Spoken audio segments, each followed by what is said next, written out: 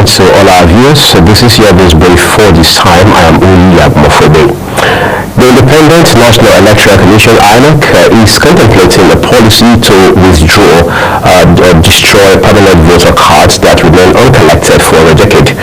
The reports gathered say INEC's recommendation was among 208 proposals arising from the Commission's review of the 2023 general election, which stemmed from the persistent issue of unclaimed PVCs with over 6 million cards still uncollected as of the 2023 elections, including many issued as far back as 2015. Stakeholders in the post-election review had recommended that INEC address the backlog of uncollected PVCs by implementing a policy to withdraw PVCs that remain uncollected for extended periods, starting with cards issued in 2015.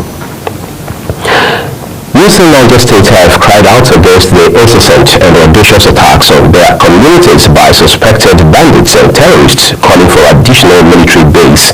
The youth who converged under the auspices of the concerned Shioro youth of Niger State lamented that most of them have abandoned and deserted their homes over the incessant attacks. The youth accused the government at both the state and federal levels of having abandoned them to their fate, noting that the evacuation of a military base in the area over the death of 2 soldiers compounded their woes. And let's also business. The Federal Ministry of Industry, Trade and Investment, Dr. Jumoke Oduwole, has assured manufacturers that the country's free trade zones are designed to accelerate exports and not harm local manufacturers.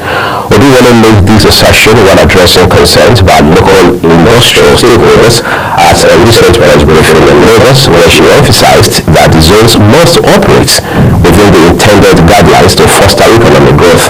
She explained further that the fundamental purpose of free zones is to provide tax relief to facilitate exports, while clarifying that only 25% of goods produced in these zones may be sold at the local markets without incurring taxes.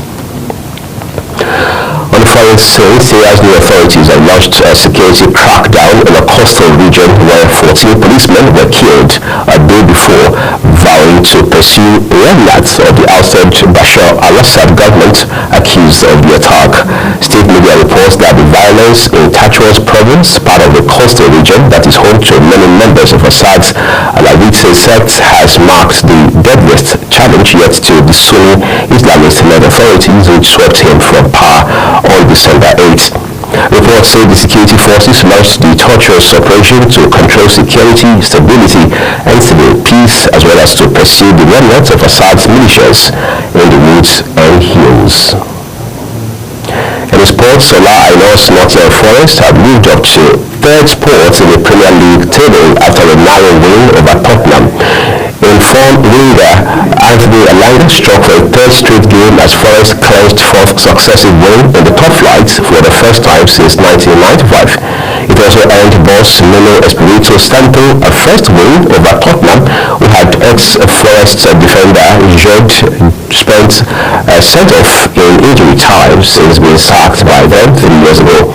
Nuno lasted just 4 months in North London, and when he was dismissed in November 2021, his stock in England had fallen following his tail end to his 4 years at Wolves.